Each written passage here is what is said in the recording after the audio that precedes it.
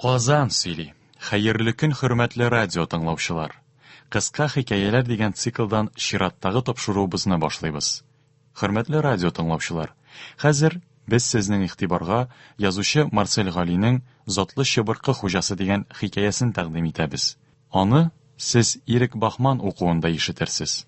Кояш Суыр тауына төшеп җитәргә тәртә биеклеге генә калган. Утынлыкта инде эш бетеп килә иде. Урам як капканы киң ачып, күрше Мутый абзый килеп керде. Гадәтенчә, протезлы аягына киез итек кигән.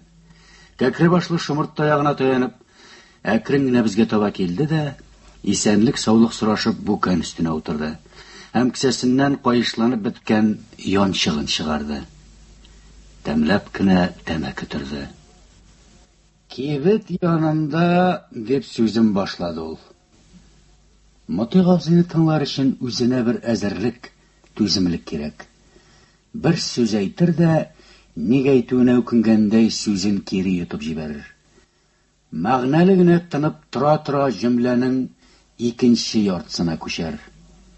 Сөйләп тордылар, дип сүзен дәвам иттерде ул. Әллә чын, чыжылдатып тәмәке суырды. Әллә ялган. Теге көтүче Гамис барый бит әле. Әти сабыр гына әйе дип җөпләп куйды.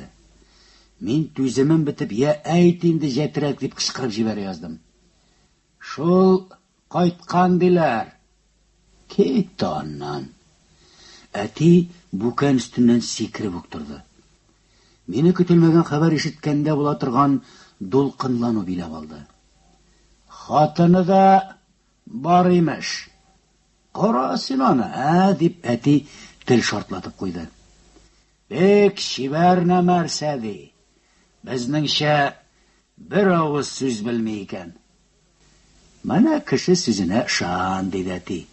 Үлгән икән диделәр, тагын әллә ниткән имеш-мимешләр сөйләгән булдылар. Бек байып кайткан ди. Гелгә дип кайттым икән? Кайтты ди. Үтешлеген, Гамис та кеше булган диген, Әйтмә инде. Әлифне таяк дип белмәгән бер малай. Кичкенә генә хәбәр дә авылның салмак агышлы тормышын үзгәртеп җибәрде. Кешеләр сүзчәнләнеп китәләр, үз мәшәкатьләрен онытып, азга гына шул яңалык белән яшәп алалар. Көтелмәгән хәбәрне һәммә кеше беренче булып күршедән күршегә җиткерергә тырыша. Мин тиз-тиз генә юынып киемнәремне алыштырдым да, әллә нинди бер алгысыну белән югарышка таба ашыктым. Димәк, Гамис исән. Кеше күңелле, хикмәтле бер егет булып хәтеремдә калган Гамис исән. Аның кебек чыбыркы шартлата алучы белмим, авылда тагын берәр кеше булдым икән. Үзенчә ипле килешле итеп чыбыркының сабыннан тотар иде дә, кулын өскә чиеп баш әйләнәле ипләп кенә селтәп җибәрер иде. Бөтен тирә-юньгә таралып, күк гөмбәзеннән таеп киткән шикелле шартлау авазы яңгырый. Һәм бераздан ул өзек-өзек булып киридән кайта. Әйтерсең, таулар бу яңгырашны югалтырга теләмәгәндәй чиеп-чиеп уйныйлар. Без, малайлар, хушыбыз китеп басып торабыз. Кайсыбызның авызы ачык, кемнеңдер борын астыннан кайын суы төшеп килә, кемнеңдер тешсез авызы ерылып киткән. Гамисның тавышы безне дәррәү хәрәкәткә китерә. Я, кайсыгыз? Һәр кемнең беренче булып үзен сынап карыйсы килә. Ләкин каударланып сузылган куллар һавада асылынып кала. Гамис чыбыркысын артына яшерә дә, җитди булырга тырышып күзгә карый. Күкәй алып килдеңме соң? Килдем, менә, Гамис абый, берне түгел, өчне. Сорамый гына урлап алдыңмы? Аның шаяртып әйткәнен абайлап та өлгермисең. Юк, әни үз кулы белән бирде. Шулай дисәң генә. Чыбыркы кулдан кулга китә. Күкәй алып килә алмаганны да Гамис-нәүмис калдырмый, барыбер чыбыркысын биреп тора. Ләкин без беребез дә көтүче Гамис кебек итеп чыбыркы шартлатуның серенә төшенә алмыйбыз. Оста итеп шартлата белмәсәк тә, Шыбыркысын тотып карауда үзе бер бәхет бит. Андый шыбыркып тагын кемдә бар? Сабына йылкылдап торган кара йылан кабыгы кидертелгән, җидедән үргән кайыш шыбыркының буыны сайын чук асылынып тора. Шул чукларга нәни гильзалар кигезеп чүкелгән. Алтын су шыма гильзалар шыбыркыны кулга алуга күңелле шылтырашып куялар.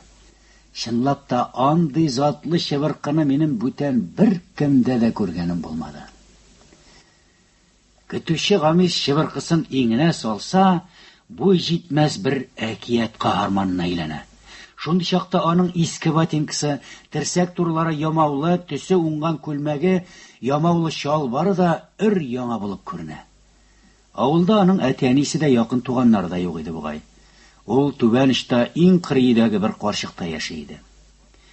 Көтү карт өянкеләр күләгәсенә туплануга без гел Гамис тирәсендә әвәрә киләбез. Гамис учак ягып җибәрә. Без алып килгән йомыркаларны пешерә, һәрберебезгә өлеш чыгара. Әллә нинди үләннәрдән тәмле итеп чәй кайната белә иде. Аннары яшергән җиреннән ул кичкенә көрәген ала, һәм без узыша аксыргаклыкка таба йөгерәбез. Гамис түмгәкне казып шөпшә ясын ача.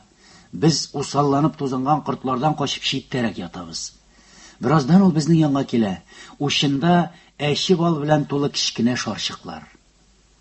Аксыргаклыктан гамсыз генә таралышып барган чакта ул кинәт туктап кала. Без сагайып аның тирәсенә ялшабыз. Гамис кош оясына тап булган икән. Тик ул сипкелле нәфис йомыркаларга кул тидертми, безне читтән генә алып китә иде. Кагылдың исә кош бу оясын ташлап бүтән җиргә күченә икән. Көтүче Гамис әнә шулай бөтен нәрсәне белүче серле бер зат булып тоела иде безгә. Үги ана яфрагын үзеп ала да, әле бер, әле икенче ягын битенә тидереп карый. Аның хәрәкәтләрен без дә кабатлаган булабыз. Сизәсезме ди ул? Бер ягы җылы, бер ягы салкын. Шуңа күрә дә үги ана яфрагы дип атаганнар аны. Без малайлар аңа ичке бер соклану, бер катлы ышану белән карап торабыз. Шул чак арабыздан берәү: "Бу яфракның нигә кирәге бар инде?" дип куя. Табигатьтә бер генә артык нәрсә дә юк. Барсы да кирәккә яратылган. Ширкидәме? Ширкидә. Тыйламыйча көлеп җибәрәбез. Ә ул җитди итеп: "Әгәр ширки булмаса, җәйге хозурлыкта артык рәхәт булыр иде. Ә кеше дигәнең артык рәхәткә чыдый алмый, майымлый" дип безне ышандырырга тырыша. Мөгеш суы көтү тупланган урынны үткәч икегә аерыла. Инешнең бер тармагы тегермәнгә таба китә, икенчесе урау бөгелеш ясап, ерактагы тау тизмәләре итәген юып килә дә, тегермәнне узгач үзенең төп ярына кайтып төшә. Бер көнне без әнә шул икенче тармакны буарга булдык. Шаугыр килеп кәс ташыйбыз. Кычкырышу, бәхәсләшү, узышу, кыскасы яр буенда туктатып булмастай бер хәрәкәт купкан иде. Шул чак үзәнлекләрне тетрәтеп килгән туяк тавышы безне сагайтып җибәрде. Җайдак туп-туры безгә таба чыгып килә иде. Җилбәгә җибәргән күн җиләне кара җилкән булып ялык-йолык килә. Шомлы тавыш белән кемдер "Ибатулла абзый" дип куйды. Ибатулла гай халык арасында курку һәм дәһшәт салып торучы бер кеше иде. Бәйрәм саен сугышмыйча калмый иде. Салкын кыш дип тә тормый, майкадан гына кала да тотына. Хайран таза иратларда аны тыя алмыйлар иде. Без малайлар аңа курку һәм ичке бер соклану белән карый идек. Әгәр ул сугышмыйча калса, безнең өчен бәйрәмнең һичбер кызыгы булмый иде. Ибатулла абзый атын үрә бастырып туктаткан уңайга җәһәт кенә сикереп төште дә, Гамисның изүеннән бөтереп талды. Гамисның булай да сизрә биткән күлмәге буйдан-буйга умырылып чыкты. Без тын алырга да куркып, төлке кергән китәклектәге тавыклар шикелле бер кырыйга укмаштык. Ибатулла абзыйның тавышы әллә каян иштән йыртылып чыкты. "Син нәрсә, малай яктыгы? Башыңны бетерәм бит. Иң олы сарыгымны Әмәт чишмәсенә батыргансың." Һәм ул үҗәт бер ярсу белән Гамисны сугып йыкты да, күн итеге белән типкәли дә башлады. Бот буе малайлар белән көзен суеп сатарга дигән саргымны бетерәм. Кан күрүгә курку онтылды бугай. Без малайлар сүз берләшкәндә кайсыбыз инәлеп йылы ялвара, кайсыбыз янаулы кычкыра-кычкыра Ибатулла абзыйга ташландык. Ләкин нишли алайдык соң без? Аның кул җиленнән үк читкә сибелдек. Сарык хакын барыбер чыгарам мин синнән.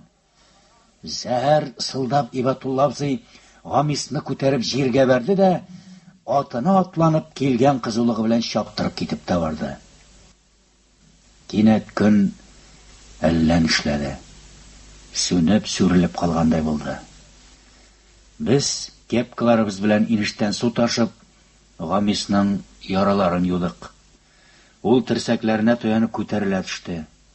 Күзләрендә коточкыч газап, ятимлек рәнҗү иде аның. Һәм шушы хәлгә таруына бездән уялу, тартыну да бар иде бугай. Бераздан ул хәлсез тавыш белән: "Барыгыз, өйләрегезгә кайтыгыз", диде. Беребез дә кузгалмадык. Аны ялгызын гына калдырасыбыз килмәде. "Китегез!"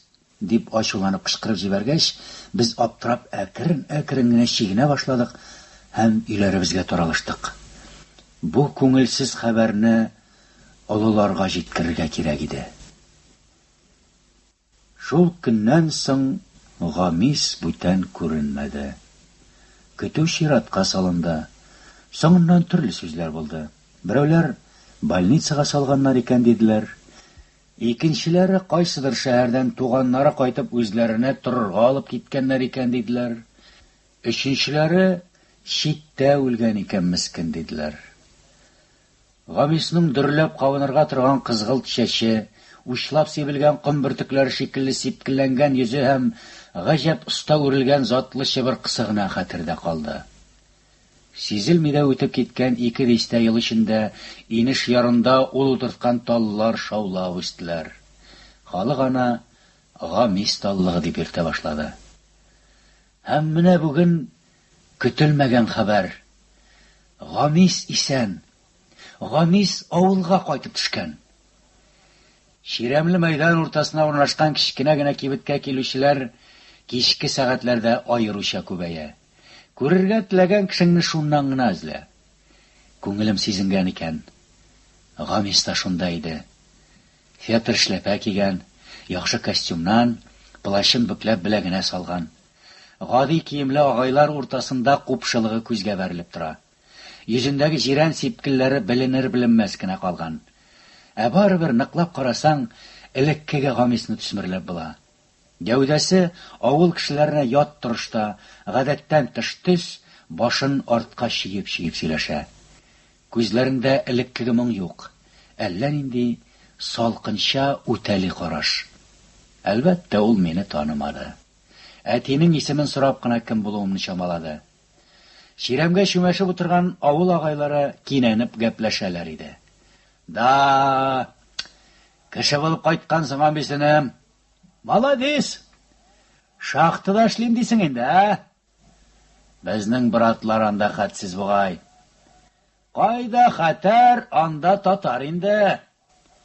Кызыбырак алганы Гамисның җилкәсенә сугып яратуын белдерә. "Гел кайтырга уең юкмы соң?" Гамис вакар белән генә көлеп куя. Шул вакыт чытыр арбасының бөтен санын дыңгырдатып кибет ишек төбенә җигүле ат килеп туктады. "Ибатулла" дип куйды агайларының берсе.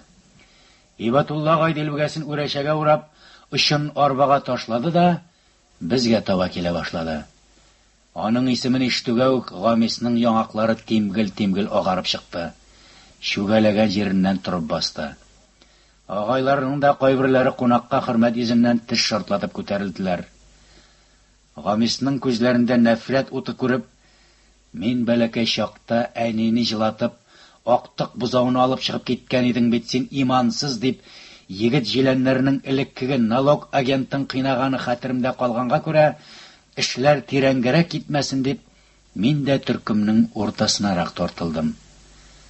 "Кайтканыңны ишеткән идем", Ни хәленем? Исән генәме дип, Ибатуллага ике куллап Гамис белән күреште. Иреннәре сәер генә тартышып куйды. Әллә ничек үтә дә юашланып калган иде ул. Ибатуллага гәүдәгә дә бирешеп картая төшкән инде. Тешләре иске койма кебек араланып, кыйшаеп калган. Күптән инде бәйрәмнәрдә дә сугыш чыгармый. Сугышырга көч кирәк яңа. Беренче булып башласаң, задурлыгыңны күрсәтсәң, үзеннән үзе китә ул. Сугышырга көч кирәкме, дип, кызурак канлыларны котырткалап, читтән генә күзәткәләп йөри иде. Туган җирдән тамыры аерылуга сәбәпче булган кешегә карата бәлки Гамис гомере буена рәнҗү, үч саклап йөргәндер. Ә менә бүген кайчандыр күн пиджак киеп, гаяр йөргән Ибатулла абзый урынына бетәшкән картны күргәч, ул ни кылырга һәм ни әйтергә дә белмичә катты да калды. Аннары кулын сузып килә башлауга, Ибатулла каушап артка чигенебрәк куйды. Гамис үз күзенә тагын ышанырга теләгәндәй, аның пинжагын тотып карады. Синең, Ибатулла, бик шәп күн пинжагың бар иде элек. Ибатулла җиңел сулап көлеп куйганда әйтте, әмма күзләр аның җитди һәм сагаюлы иде. Әллә кайчан тузды инде ул Гамисенем? Пинжак ни? Үзебез дә. Гамис кулъялык чыгарып тирләгән маңгай сөртте дә, кинәт шундый сорау биреп куйды. Сарык хәзер ничә сум тора? Сагайыбрак калган агайларның берсе, сарыгына карап инде улым, диде. Кышлау булса 70-80 тәңкә була. Шулаймы? Гамис кесәсеннән бер төргәк акча чыгарды һәм шыгырдаган унлыкларны санап Ибатулла абзыйга сузды. Теге чакта, Ибатулла, минем аркада сарыгың чишмәгә төшеп үлгән иде. Мә, ал. Ибатулла тагын артка чигенеп куйды. Күптән булганны инем, кузгатма инде син. Мин чынлап әйтәм, Ибатулла, синең гаептә булмагандыр. Дуамаллык бит, үзең беләсең. Гомергә килгән кебек йөрисең дә. Мал барыбер кала икән. Гамис һаман үҗәтләнеп акча белән аның касыгына төртте. Мә, төп төгәл 70 тәңкә. Рәнҗетмә инде, ни сөйлисең? Ибатуллагайның тавышы иламсырап чыкты. Кулларын кая куярга белмәгәндәй бер артына куйды, бер кесәсенә тыкты. Гамис үзе дә уңайсыз хәлдә калган иде. Әле генә тәмләп сөйләшеп утырган агайларының да йөзенә күләгә йөгерде. Гамисның ничә еллар буе таш итеп күңелендә йөрткән үченең мәгънәсе калмаган иде инде. Олыгаеп инде чүгә башлаган агайна кыен хәлгә куюына үкенеп, ул кулына йомарланган акчасын нишләтергә белмичә уңайсызланып, як-ягына каранып алды да, кинәт кузгалып миңа сузды. Мә, дустым, ара калышык булмаса, ишик әле бер. Әлеге киеренкелекнең булай борылыш алуына канәгать калган агайлар җиңел сулап куйдылар. Гамис мөлдерәмә тулы кырлы стаканны беренче булып Ибатуллагайга сузды. Тегесе бер-ике йотуга ук тончыгып, кул аркасы белән авызын каплады. Аңа ак ипи сыныгы белән сыйыр кисәге суздылар. Бер тулып, бер бушап алган стакан Гамиска әйтелгән ишкерсез рәхмәтле сүзләр астында түгәрәк буйлап йөри торды. Ялындырып кына тотасыз авылдашлар, мана безнең шахтёрлар. Баядан бирле ниндидер сүзе бар шикелле кыбырсып утырган Ибатуллагай кыенсынып кына Гамисның иңенә колын салды. Кайтканыңны ишеткәч, сарык суйган идем. Аштан олы булмасаң, гомер буе күңелдә түйер йөрде. Җуйг әле шуны бер ичмасам. Барабыз булай булгач, барабыз дип икеләнергә урын калдырмыйча, Гамисны уратып алдылар. Хатыныңны да алып, барыбыз бергә, диде Ибатуллагай карлыккан тавыш белән. Иртәгә миңа Миңа дип шаулашты агайлар. Ибатулла агайның өенә күчәсе мәҗлес әнә шулай чирәмлектә башланды. Эх, авылдашлар, диде кызарып алган Хамис. Тартуын ташлаган кешенең төшләренә тәмәке киреп йөдәткән кебек, минем дә менә ничә еллар инде чыбыркы шартлатасы килеп, кул кычытып йөрде. Кая? Бирегез әле миңа чыбыркы. Каян табасың инде аны, энем? Чыбыркы түгел, көтүчесе дә юк әле аның. И борынча чиратлап көтәбез. Суыр тау артына кояш яртылаш чумган. Авырайган кичке тузанны туздырып, тук тавышлар белән олурамга көтү кирип килә. Авыл кишенең моңлы манзарасына карап торган Гамисның шул чакта кул аркасы белән сиздермичә генә күз яшен сөртеп куйганын кем генә искәрде икән. Сез язучы Марсель Галинең Затлы чыбыркы хуҗасы дигән хикәясен тыңладыгыз. Әсәр Ирек Бахман укуында яңгырады. Кыска хикәяләр дигән циклдан чираттагы тапшыруыбыз шушының белән тәмам.